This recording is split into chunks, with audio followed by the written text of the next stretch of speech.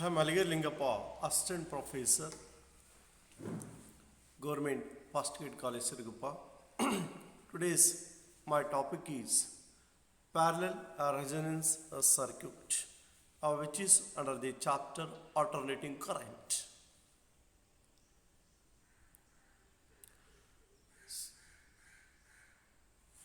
So now you see the parallel resonance circuit. That means ALC parallel circuit. Inductor of inductance L and capacitance C, both they are connected in parallel with the AC source of EMF E is equal to E naught e to the power of j omega t. Then look here, let V or E, that means voltage or EMF along x axis, assuming that this is a fixed vector, where IC leads the current voltage by pi by 2, so which is along positive y-axis. Then IL lags the voltage or EMF by pi by 2, so represented along negative y-axis. So that means let us consider a capacitor of capacitance C and inductor of inductance L are connected in parallel with the AC source as shown in the figure.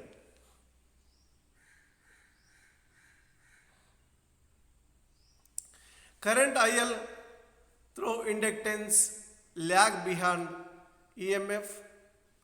Current IC through capacitance leads the EMF by pi by 2. Since L and C are in parallel, the potential difference is same across inductor and capacitor. It is represented by OA along x-axis. Here both inductor and capacitor, both they are connected in parallel so that the potential drop or potential difference across inductor is same as that of the potential difference across capacitor. Then IL is taken as negative y-axis represented by OB. IC is taken along positive y-axis and represented by OC.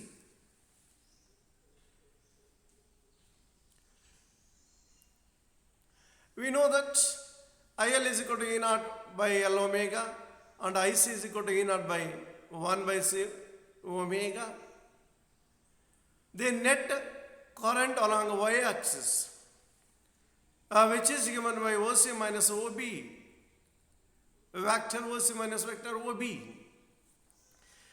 That means IC minus IL, E naught by 1 by omega C minus E naught by EL omega, where E naught peak value of alternating EMF, L self-inductance of a coil, C capacitance of the capacitor, omega angular frequency. Then in the above equation where E naught peak value of alternating EMF, which can be taken as the common factor, then E naught into C omega minus 1 by AL omega. Then a net current along y-axis IN is equal to E naught into C omega minus 1 by L omega. Let this is equation number 1.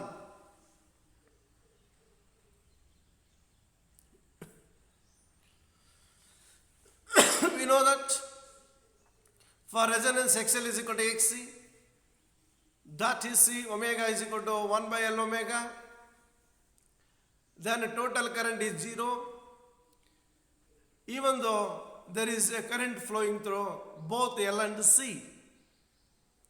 This means IC and IL are equal in magnitude but opposite in directions. Then the current is said to be under resonance. Since C omega is equal to 1 by L omega, which is omega square is equal to 1 by LC, omega is equal to 1 by root LC, where omega angular frequency which is equal to 2 pi of is equal to 1 by root LC.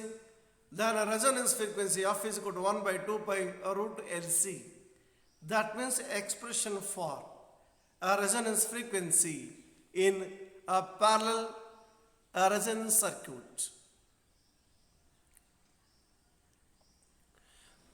Resonance frequency f is equal to 1 by 2 pi root LC. The impedance of this circuit is infinity because total current is 0. Then a frequency versus current. If you plot a graph, frequency versus current, let current along y-axis and frequency along x-axis.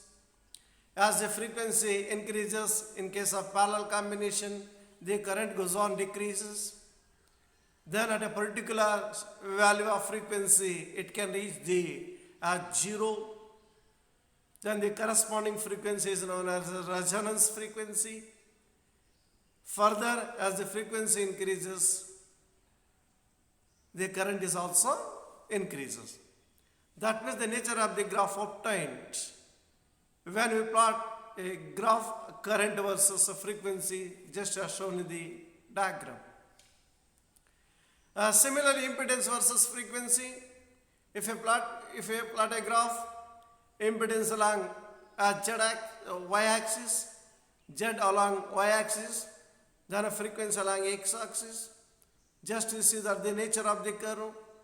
So because under resonance condition, the impedance of the circuit becomes 0, so that the nature of the curve obtained is as shown in the figure. Thank you.